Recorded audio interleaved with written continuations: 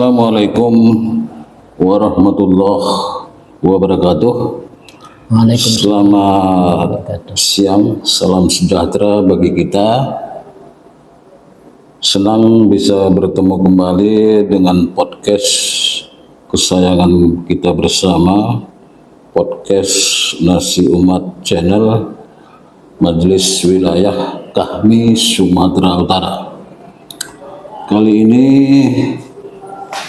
kebetulan kami tadi mengadakan jalan sehat bersama para alumni, senior dan juga para pengurus, dan salah satunya berkesempatan hadir alumni HMI juga, yaitu Profesor Dr. Didik Santoso MPD.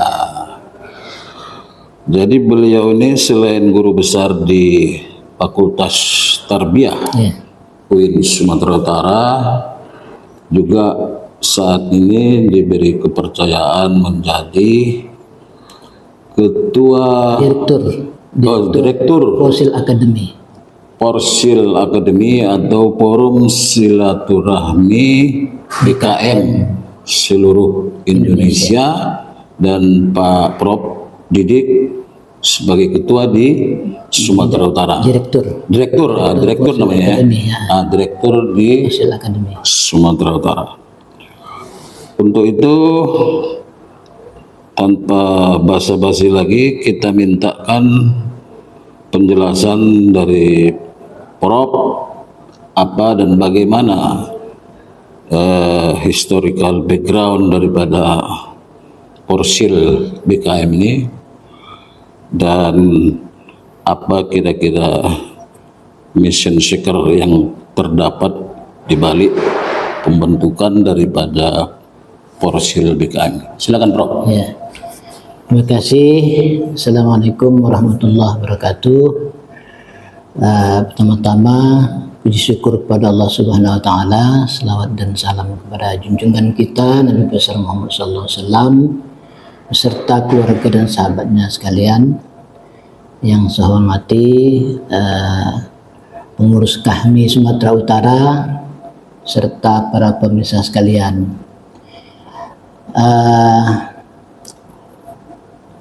Forum Silaturahim BKM Indonesia itu ada level pengurus pusat. Saya pengurus pusat. Ada level pengurus wilayah untuk provinsi. Ada level pengurus daerah untuk kabupaten kota. Ada juga level pengurus cabang untuk kecamatan, dan ranting untuk desa dan kelurahan.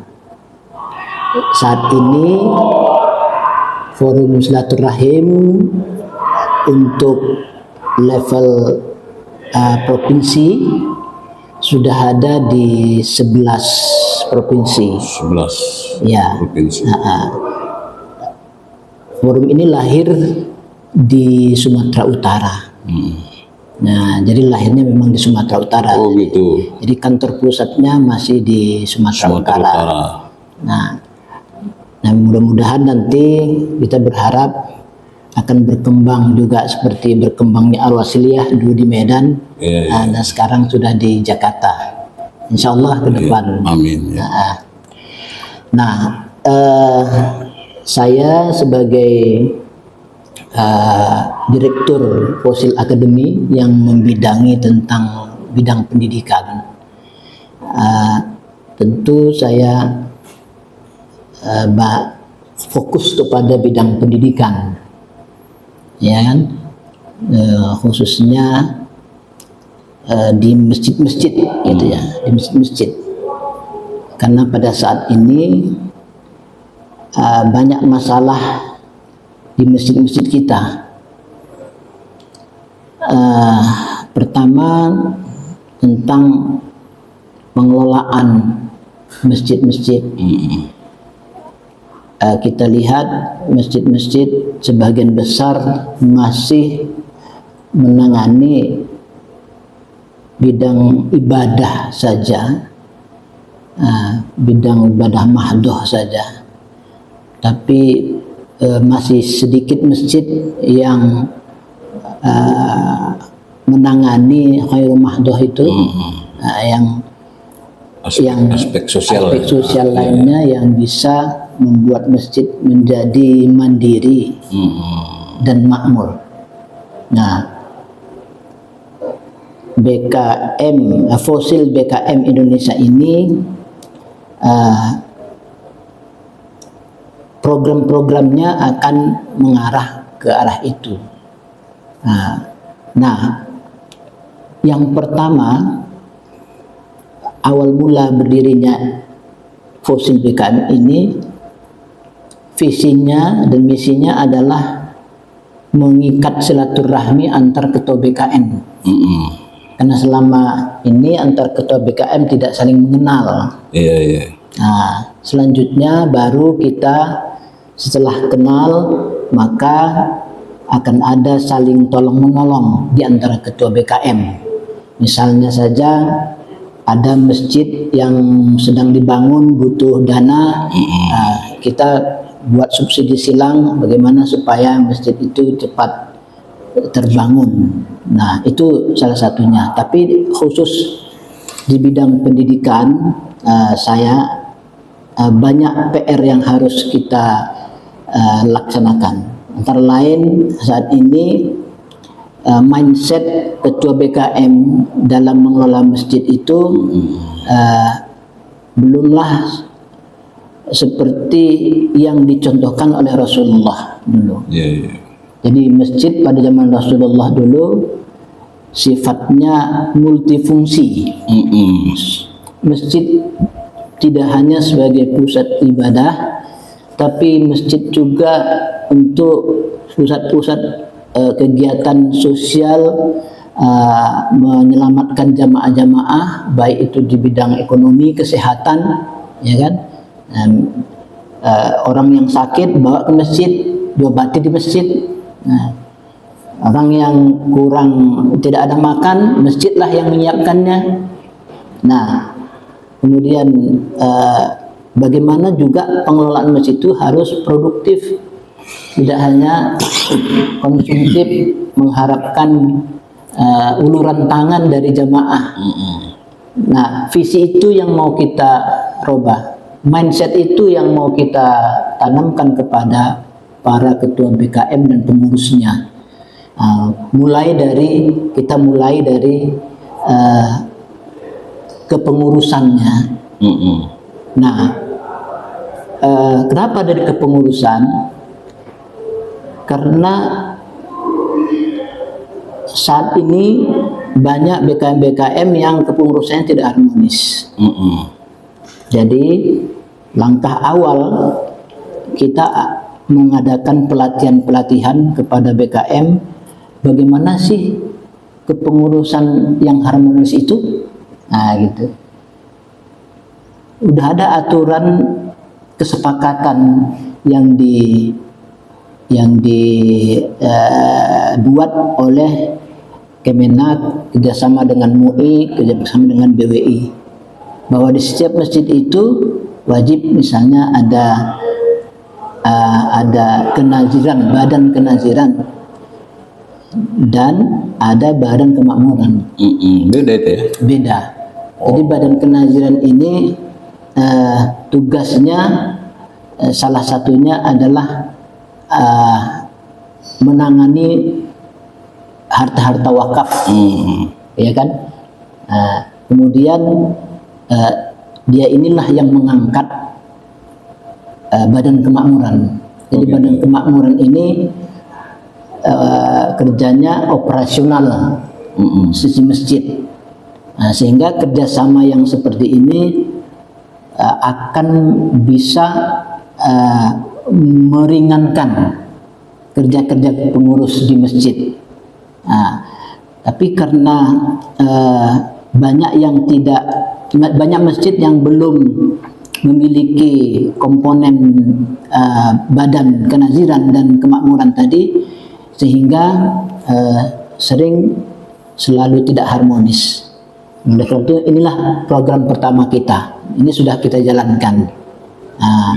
Tinggal kami akan meneruskannya agar hampir semua masjid mendapat pelatihan yang merata. Kenapa ini dulu? Karena kalau kepemimpinan tidak harmonis, maka program-program yang lain akan terkendala, akan mandek. Nah, baru selanjutnya bagaimana cara mengelola masjid yang produktif gitu. Dan mandiri, artinya dia tidak meminta-minta lagi dari para jamaahnya gitu kan, tapi dia bisa punya usaha. Jadi visi misinya yang ingin kita tanamkan namanya bagaimana Baitullah itu ramai, rumah Allah itu ramai. Bagaimana Baitul Qur'annya, kajian-kajian Quran di masjid-masjid itu banyak. Nah, baru bagaimana harus ada Baitul Malnya. Nah, Baitul Malnya. Kemudian baru Baitul Muamalah. Baitul Muamalah itu kegiatan-kegiatan usaha produktif. 4 inilah yang mau kami kembangkan di setiap masjid dan musola di seluruh Indonesia, khususnya untuk Sumatera Utara. Itulah gambaran apa yang sudah kami kerjakan dan yang akan kami kerjakan ke depan ini. Untuk sementara itu dulu. Ya, menarik tadi yang disampaikan Prof seputar mindset daripada ketua BKM kita, mayoritas itu memang betul bahwa perlu diubah ini mindsetnya, karena memang kita, pengalaman kita di masjid ini memang begitu ada kegiatan Isra Mi'raj, Maulid, itu panitia berkeliling ke rumah-rumah warga minta sumbangan gitu. Kemudian juga tadi soal badan kemakmuran itu memang saya lihat pun juga masih banyak yang belum ada, termasuk ya masjid di sekitar saya tinggal itu saya melihat memang nggak ada itu badan kemakmuran, yang ada cuman badan kenajiran. Nah, jadi memang agak berat juga ini tugas Porsil ke depan ini. Dan juga satu lagi yang perlu juga nanti menjadi pekerjaan rumah Porsil ini, saya melihat bahwa keberadaan masjid-masjid kita juga sering terkunci ya. Ini dia. Ini tadi seperti yang Prof bilang tadi, semana ini masjid sebagai pusat apa tadi itu? Ibadah. Cuman orang beribadah mau melintas di jalan masjidnya terkunci kan gitu. Kira-kira apa langkah-langkah jangka pendek dan jangka panjang yang dilakukan Porsil untuk terutama mengubah mindset dan juga tadi supaya masjid ini selalu ramai untuk orang beribadah gitu. Jadi langkah pertama tadi kita kan merubah mindset dulu. Mindset ketua BKM dulu. Mau kemana arah pengelolaan masjid ini dilakukan kan gitu kan. Nah, disitulah dia harus tahu bahwa masjid itu bukan hanya sekedar besi dan beton, tapi masjid itu fungsi. Kalau besi dan beton itulah yang nggak bisa berkembang dia. Ya kan, kalau orang nyumbang kan banyak nyumbang bangunan ini, tapi ke arah fungsinya ini yang ngasih langkah mindset ketua BKN itu dari tahun ke tahun merubah keramik misalnya, merubah suasana masjid dengan bangunan, tapi merubah jamaahnya jarang tersentuh. Nah, langkah pertama itu tadi kita merubah mindset melalui pelatihan sistem suksesi namanya, sistem suksesi pengurus BKM. Nah, itu yang sudah kami lakukan, walaupun belum semua dapat, tapi sedang berlangsung. Baru yang kedua, kami melakukan pelatihan bagaimana masjid multifungsi itu, yang tadi itu, bagaimana meramaikan baitullahnya itu, bagaimana cara memperbanyak kajian-kajian Quran yang disebut dengan Baitul Quran itu, bagaimana agar di situ berdiri Baitul Mal, karena dengan Baitul Mal ini masalah-masalah jamaah di sekeliling masjid itu akan bisa terselesaikan, mulai dari yatimnya, du'afanya, kemudian orang-orang yang memang putus sekolah, anak-anak putus sekolah di lingkungan masjid bisa diatasi melalui Baitul Mal itu. Nah, baru selanjutnya bagaimana masjid itu bisa punya usaha-usaha produktif atau Baitul Muamalah itu, yang itu menghasilkan dana yang tidak terbatas dari situ, sehingga satu saat kita berharap tidak lagi kita meminta-minta kepada jemaah kalau ada kegiatan. Ya, itu masih mayoritas seperti itu. Itulah usaha yang kami lakukan ke depan ini. Lalu bagaimana caranya supaya misalnya masjid tertentu itu bisa masuk ke dalam jangkauan Porsel ini? Cuman caranya dia supaya dia bisa menjadi semacam binaan Porsel gitu. Caranya kan nggak semua Porsel tahu ada masjid sini. Jadi tadi kan kita punya di level PP, pengurus pusat, di bawahnya pengurus wilayah, di bawahnya pengurus daerah. Nah, di bawah pengurus daerah ini kan kabupaten kota nih. Di bawahnya itu ada namanya pengurus pengurus wilayah, pengurus daerah, pengurus cabang. Pengurus cabang ini untuk level kecamatan. Jadi sekarang ini Kota Medan misalnya baru 11 kecamatan ada pengurusnya. 11 kecamatan. Nah, di kecamatan ini kita tentukan masjid koordinatornya. Masjid koordinator kecamatan ada. Sekaligus kita jadikan menjadi masjid percontohan. Yang untuk tadi itu kegiatan-kegiatan yang tadi itu kita fokuskan dulu di masjid percontohan. Buktikan dulu bahwa masjid koordinator kecamatan itu sebagai percontohan bisa katakanlah mandiri. Nah, seperti itu, bisa mandiri. Produktif itu tadi. Pokoknya yang empat tadi itulah. Tidak meminta-minta. Di situ. Kalau dia sudah bisa mewujudkan itu, baru di bawah kecamatan atau koordinator kecamatan itu ada di kelurahan. Setiap kelurahan ada masjid koordinatornya juga. Iya, kalau misalnya Medan ada 21 kelurahan, berarti ada 21 masjid koordinator. Kecamatan ya, 21 kecamatan kan. Jadi di bawah kecamatan itu kan mungkin ada banyak kelurahan. Ini setiap kelurahan ada masjid koordinatornya juga. Jadi masjid koordinator inilah yang kami bina dulu, supaya mandiri dulu. Baru nanti mereka sudah bisa mandiri, dialah yang menularkan di bawah masjid-masjidnya itu.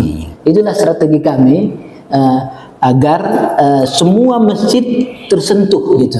Artinya tugas bagian kelurahan inilah memantau masjid-masjid keliling supaya tahu dia mana masjid yang sepi, mana masjid yang tidak produktif, gitu ya. Itulah dia. Jadi kalau misalnya dia dijadikan pengurus, apakah memang ada manfaat sama dia atau cuma manfaat untuk pahala aja, bagaimana itu? Ikhlas beramal. Jadi begini, memang yang pertama itu jiwa jihadnya harus tinggi. Itu dia ya. Itu. Untuk langkah awal ini jiwa jihad. Jihad, ya, jihad. Tapi begitu masjid dia berhasil, imbasnya bukan ke dia aja nanti. Ya. Maka masjid-masjid yang berhasil itu, bahkan mereka pengelola masjid itu tidak mau lagi bekerja sebagai anggota DPR, nggak mau dia. Dia berpenghasilan di masjid. Oh gitu pula. Nah, bisa ya? bisa. Loh. Jadi dikelola itu ya. Iya. Melalui apa tadi? Hasilnya halal dia. Hasilnya halal. Bukan kas BKM Bukan. Kan ada hak amil itu ya. Oh iya. Hak amil itu kan bisa 10% diambil itu. Nah, banyak misalnya di Karian itu kan pekerja-pekerjanya itu kan dia sudah digaji. Nah, ada satu lagi masjid kapal menjalan ya di Kalimantan.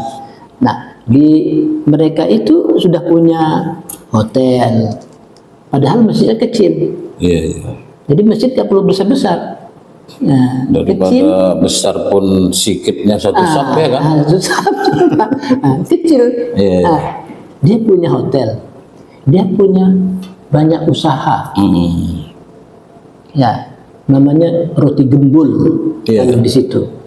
Ya, kemudian banyak orang yang berimpak. Impaknya apa? Mobil Fortuner, ya kan? Mobil-mobil mewah diimpakkan. Jadi orang datang ke sana itu sampai dia menginap pun gratis, malah dikasih makan. Nah, dan sini tetap ramai. 5 waktu itu ada kajian-kajian Quran tadi tetap ada. Itu yang belum apa kita di masjid-masjid kita. Belum ya. Sudah ada yang berhasil, kenapa kita tidak melangkah ke arah itu? Gitu. Memang yang ada masih yang monoton dia. Dia cuman misalnya kuliah subuh gitu. Masih monoton. Ngantuk-ngantuk orang disuruh dengar kuliah subuh, kan nggak efektif juga kan? Iya, dan ada satu visi yang sedang kami mau terapkan. Bagaimana masjid itu menjadi pesantren untuk semua umur. Oh iya, jadi semua umur merasanya nyaman ya? Nyaman. Dapat, nggak perlu dia masuk pesantren, di situ sudah bisa berdakwah dia. Iya. Mulai dari itu ya, ada kegiatan tahsin, kemudian kegiatan tahfiz, kemudian baru kegiatan tafsir, ya kan? Nah kalau itu dikerjakan kan sudah pesantren dia. Menjangkau semua umur ya. Semua umur. Jangan yang tua-tua aja. Yang tua-tua aja. Kadang-kadang kan yang tua-tua itu aja jemaah. Itu aja jemaah. Yang dengar kuliah subuh remajanya tidur. Iya. Jadi cuma aja. Dan ingat bahwa jemaah kita itu bukan jebolan pesantren semua. Iya. Nah disitulah kesempatan masjid untuk memberi ilmu-ilmu pesantren kepada mereka yang belum pernah di pesantren. Nah, sehingga suasana suasana pengamalan agama-agama itu, ya kan, nilai agama itu akan hidup di masyarakat. Bayangkan kalau semua masjid kayak gitu. Iya. Kota Medan aja 1000 lebih masjidnya. Coba kalau itu bergerak semua, nggak terbayangkan bagaimana syiar Islam itu akan besar dan menjangkau hampir ke semua lini masjid dan musola. Tidak aja masjid, tapi musola juga. Nah, itu kira. Kalau soal apa ini, bagaimana menurut Prof? Ini kadang-kadang kan pengurusan BKM ini pun kita nggak ngerti, kok nggak siap-siap dia kan gitu. Idealnya periodisasinya ini gimana, berapa tahun ini? Nah, ini kadang-kadang dia kok nggak ada pemilihan ketuanya itu aja gitu ya kan? Ini sebetulnya pengaturannya gimana? Jadi sebenarnya sudah ada undang-undang. Sudah ada ketentuannya. Sudah ada ketentuannya. Kemenak ya. Ya sudah ada di ketentuannya berapa periodenya, itu di kesepakatan. Maksimalnya itu ada. Jangan pula macam rejim diktator ya kan? Iya. Nggak ganti-ganti. Itu dia. Masa masjid begitu. Jadi sekarang itu 5 tahun. 5 tahun BKM, satu periode untuk BKM. untuk BKM. Badan Kemakmuran maksud saya. Iya. 5 tahun satu periode. Sedangkan badan kenaziran itu bisa seumur hidup. Oh gitu. Bisa seumur hidup. Gitu. Tapi bisa juga diperpanjang lagi sekali 5 tahun. Gitu. Cuman itu tadi kita kadang-kadang nggak bisa membedakan mana kemakmuran, mana kenaziran, gitu. Makanya inilah yang mau Bisa kita makannya aja. inilah yang mungkin yang sedang kita latih. Itu perlu sangat mendesak itu saya kira. Itu yang dilatihkan. Bekerja sama tentu dengan pihak-pihak lembaga-lembaga Kemenak, BWI dan MUI. Kami ini sebenarnya mensosialisasi kebijakan-kebijakan mereka yang nggak jalan ini, ya kan? Membantu. Iya, porsinya. Karena ya tahulah mereka kan terbatas tenaganya. Jadi kita membantu mereka agar sampai kepada yang paling bawah dan yang paling sudut desa pun merasakan itu, gitu kira. Oke, saya kira perbincangan kita walaupun singkat sudah bisa dicermati benang merahnya, yaitu terutama pentingnya mengubah mindset daripada para ketua BKM dan juga pelatihan-pelatihan supaya BKM ini menjadi produktif. Nah, sebelum saya tutup perbincangan kita yang menarik ini, kita mintakan semacam closing statement himbauan dari Direktur Porsil Akademi ini, Profesor Didik Santoso, himbauan khususnya kepada para ketua BKM di Sumatera Utara ini. Silakan, Prof. Baik, terima kasih para pemirsa sekalian, khususnya ketua BKM. Marilah kita sama-sama mendukung program Forum Silaturahim BKM Indonesia ini agar semua masjid akan merasakan dampaknya, ya. Mari kita coba ya step by step, ya kan. Tentu tidak bisa seperti membalikkan telapak tangan karena banyak problem-problem masjid yang belum terselesaikan. Nah, jadi lewat Forum Silaturahim ini mari kita bekerja sama untuk menyelesaikan persoalan-persoalan masjid kita masing-masing. Karena kami punya moto, moto kami. Ada moto. Fosil berkarya, masjid berdaya, umat berjaya dan sejahtera. Itulah fosil kita. Saya kira itu sebagai closing statement dari saya. Terima kasih. Assalamualaikum warahmatullahi wabarakatuh. Oke, terima kasih. Dengan demikian berakhirlah bincang-bincang singkat kita, tapi sangat penuh makna, dan kita harapkan ke depan masjid-masjid kita lebih kreatif dan para pengurus BKM-nya juga semakin produktif. Kira demikian saja, semoga ada manfaatnya. Billahi taufiq wal hidayah. Assalamualaikum warahmatullahi wabarakatuh. Waalaikumsalam.